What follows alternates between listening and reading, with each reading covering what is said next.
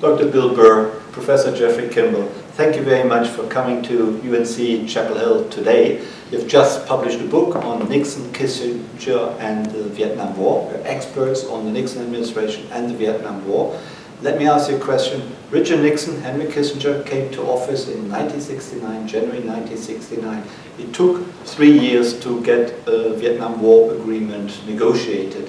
Why did it take so long? Would you begin? Good question, very complicated. It's because neither side, that is the Viet Cong, the North Vietnamese, on one side, and on the other side, the U.S., were not prepared in 1968 and 69 to make the requisite concessions. At the same time, neither side was able to win the war militarily. So if it were to end, it would either be by military force, which would require a larger commitment, if military victory were possible, which probably it was not, or compromises. They were not ready to make those compromises in 1968, even though both sides appreciated that there was an incipient stalemate at that time. Thank you. Just for example, in the 2 years, the next 2 years of Nixon administration through 1971, the U.S. basic position was there had to be mutual withdrawal of forces from South Vietnam.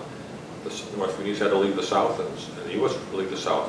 It took them 2 years to drop that condition, to accept a one-sided U.S. withdrawal only, and not a North Vietnamese withdrawal. Thank you.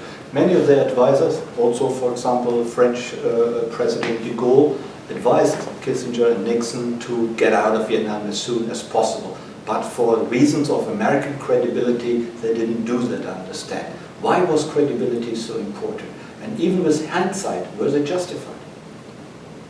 Would you take the microphone a little closer? I mean, for Nixon and Kissinger, the credibility of American power was supremely important. They had military guarantees to countries all over the world. They thought that what they did in Vietnam would either further validate those guarantees, further validate American credibility, or if the U.S. did not leave under terms that they thought acceptable, it would damage American credibility as a world power. So they wanted to leave Vietnam in a way that suggests that the U.S. was still a superpower to be reckoned with, that its promises were credible. So they wanted to leave in place a South Vietnamese regime, at least for the time being. But if they abandoned Saigon to North Vietnam and internal opposition, that this would be a tremendous blow to American credibility as a world power. Of course, the other side of it was that, in Western Europe, and the United States, the critics of the war saw that the U.S. was losing credibility by staying in Vietnam, persisting in fighting this war, that the U.S. was losing all its credibility as a power, that was losing respect as a power. So it was a mixed bag. Credibility could be read either way. But Nixon and Kissinger had their version of credibility, and that depended upon the way they exited South Vietnam. They had to leave the Saigon regime in place if there was to be a credible departure. And that's part of the story. Yeah, we can't forget what's in their minds. Different human beings have put different emphasis on ideas like credibility, and both of these men did believe in that. And credibility, as Bill was saying, applied not only to U.S. relations vis-a-vis the Soviet Union, that is, that the Soviet Union would believe that the U.S. meant business when it threatened this or that, but also credibility to U.S. allies, especially in Asian nations, Southeast Asian nations, that the U.S. would stand by them. Now, whether this was justified or not is a question that has to do with one's psychology to some extent. There was also the question of domestic credibility, especially with the Republican Party or conservatives in the American body politic, that he would lose that he would be criticized for having lost Vietnam. Thank you. There's a theory about the so-called Madman Theory that Richard Nixon pretended to be mad and crazy, who even would use nuclear weapons in order to win the Vietnam War. How important was that Madman Theory, and did Richard Nixon actually mean what he indicated? I think President Nixon believed that it would succeed. apparently he did not believe it enough that he carried it out. There was one advisor, well, two advisors, Winston Lord and Morton Halperin, in one options paper to Nixon and Kissinger, warned that the warnings they were signaling, the madman warnings they were signaling, may not succeed.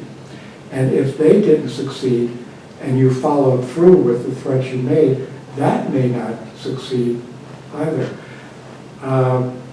So on the one hand, Nixon believed that brinkmanship or pretending to be mad could work. On the other hand, when it came down to carrying it out, he backed off. And that's all I can say. It has to do with his psychology, you know, what he believed. But he was also concerned about public opinion, how the public would react if he escalated the war, for example, and how that would translate politically. That was one consideration. And to some extent, Nixon thought was a true believer in the Madman Theory, because he was in the Eisenhower administration in the 1950s. Eisenhower was convinced that somehow threats of nuclear escalation had an impact on the settlement of the Korean War. This is something that Eisenhower claimed, and that John Foster Dulles also claimed, and Nixon heard these claims back in the 50s, and I think it had an impact on him, saying that this is actually an effective diplomacy. You can make threats and get political, diplomatic results. Of course, whether it really happened, there's still a lot of, there's not much evidence suggesting that any threats that Eisenhower made were actually conveyed to Moscow or Beijing or North Korea. So the history of it's very, very sketchy indeed. But nevertheless, Nixon was a true believer in this theory. But you know, I think one pedestrian analogy is if a bully threatens a young boy or a young girl with force and does not get the appropriate response and backs off, there's something going on in that bully's mind, some other factor that causes him or her not to carry it through. And that was the case with Nixon, that while he was a true believer, there were practical reality. Yes, he was not crazy enough to carry it out. And there were going to be costs, and he was not willing to bear that cost. Thank you. Between the beginning of the Nixon administration and the time when the Vietnam War did come to an end, eventually 22,000 more American troops had died in Vietnam, and of course many more had been wounded. Many Vietnamese people had also died.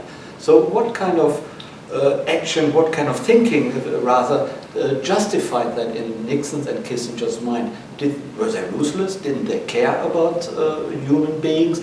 Or would any American president really have more or less followed similar policies? What do you think? I can't speak for the hypothetical.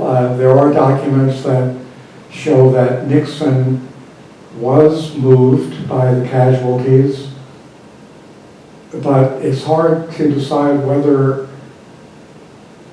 his personal sadness was greater than his concerns about politics. And the fact of the matter is that he did continue to carry the war out until January of 1973, and he took those casualties. So I think he put his credibility above, and his political success above caring about those casualties. Yeah, I agree with that. Yeah. When you look at overall, when you look at the Nixon-Kissinger foreign policy overall, then you usually say Vietnam was a debacle, the opening to China was a success, rapprochement, détente with the Soviet Union was a success, and then there are some other, the European policy was maybe, you know, undecided, policy towards Latin America was very complex and controversial. On the whole, how would you regard Nixon's foreign policy? Was it a successful foreign policy? Was it a failure? What is your judgment? It was a success, and significant elements of failure. He could not end the war. He could not end the war in Vietnam quickly as he wanted to. The casualties racked up, and it was terrible costs in American lives and Vietnamese lives. On détente, it was time to get a new relationship with Moscow to try to find ways to ameliorate the Cold War, and I think there was some success in that area and working out a new relationship. And same thing with China. There was some success in the relationship. There were some successful aspects of that relationship. But again, by 74, 75, I mean, it was a very frosty relations with China. So there was by the end of Nixon's second term, his half term, things were not working out with Beijing. Somehow they thought that Beijing would be an important ally against the Russians, but it wasn't so obvious. And détente was starting to crumble a little bit by October 73. So it's a very mixed bag, I think. Both men were very smart, needless to say. But I think where they can be criticized is their methods and what they thought they could achieve. There were many people who thought rapprochement with China should be carried out in the Democratic Party and the Republican Party, in the citizenry. Détente was already being discussed before Nixon's election,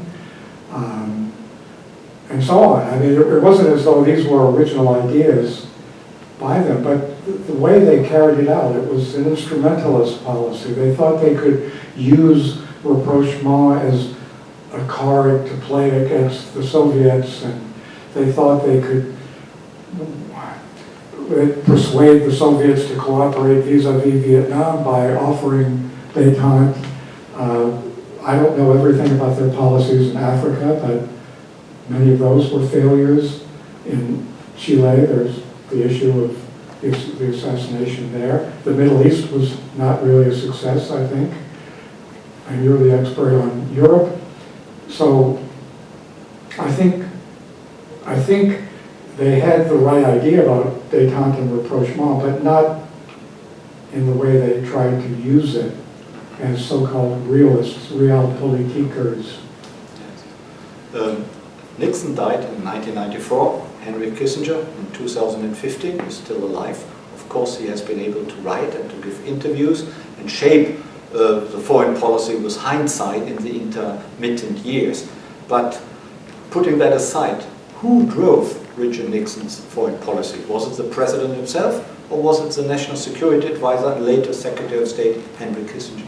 Yeah, I think we both agree that Nixon was sort of a decisive force in policy making, that to some extent he made decisions on China, for example. He instructed Kissinger to develop ways to find a rapprochement with China in 1969, starting in 69, and also other issues as well. Nixon was sort of the grand strategist in a sense, and Kissinger helped him develop the strategies, but also was important as a tactician to find ways to make these things work. What measures are we taking? Who do we talk to get to the Chinese? What steps have to be taken? And Kissinger was quite useful because he had a lot of international connections, had some experience in government. He had experience with Vietnamese peace talks before the Nixon administration. So he was very helpful for Nixon in those respects. Thank you. I think both men borrowed from other people, but as Bill was saying, Nixon was more original in terms of strategy, grand strategy and grand policy. And Kissinger was the tactician. He carried it out. He was also, his ideas, I don't think we're original with this. We're not original. He borrowed from the time he became famous in writing about nuclear strategy. He was borrowing from other thinkers. So again, he's a brilliant man, but not as an original thinker. But he had an ability to carry things out in certain circumstances. Thank you. Let me press you a little further. Nixon has a reputation, not least due to Watergate, due to the wiretapping of many members of the Nixon administration, of many scandals in the Nixon administration, also the paranoia which really was dominant in the White House at times. Nixon has a reputation of having led a particularly bad and devious government. Is that really justified when we compare it with the presidencies and the foreign policy of these presidencies and during the rest of the Cold War? Is Nixon particularly bad, or is he even better, or is he just a typical Cold War president? Well, he was a complex. I think he was a very complex person, and it's hard to generalize. And but I think there's he had great confidence in his ideas. He was smart. Had significant notions about strategy and carried them through in terms of China, détente to some extent. but he's driven by insecurities and paranoia, and those drove him down, to a great extent. And LBJ was also had paranoia. So this seems to be part of being a president in the 1960s. People were trying to get rid of you, people are opposing your policies, and there's enemies. But isn't that typical for any politician? But No. not to that extent, I don't think. No, I think Nixon was more willing to use the tapes he may have had about someone else. You remember Johnson had taped some of the conversations that Nixon's aides had with the Saigon government in 1968. Nixon was trying to encourage President Q of Saigon to resist Johnson's efforts to start negotiations. And he was communicating to the Saigon government to hang in there. Johnson, I think it was the CIA or the FBI, was taping some of these conversations. He could have released those, but he did not. Nixon, on the other hand, was taping, and Kissinger, they were taping aides and firing people on the basis of that. They were keeping secret from aides their policy decisions, as Kissinger put it to Haldeman at one point. They don't know what our secrets are. We give them options papers to work on, but we make the policy decisions. There was this extra little element, I think, of deviousness. And this paranoia, making enemies lists. I mean, that's pretty unusual among presidents to have lists of enemies made for political retribution. And there's anti-Semitism, trying to get rid of the Jews in government, as Nixon would put it. There was these things that were quite unusual. It's hard to compare all these things, but I'm very concerned now as I'm getting older that there's too much cynicism about government in general. Governments do lie, some people in government lie, but I don't think all governments are equal over time. Okay, thank you very much. And of course, more details can be read in the book you both co-authored. Read that book. Which is still all the excerpts are there. Which is available. It got only recently published. It's called Nixon's Nuclear Spectre: The Secret Alert of 1969, Madman Diplomacy and the Vietnam War. Kansas University Press, 2015. And here we are. And let me thank Dr. Bill Burr, Dr. Jeffrey Kimball for your insights, and thank you for coming and visiting UNC Chapel Hill today. Thank you, Glad to be here. Thank you.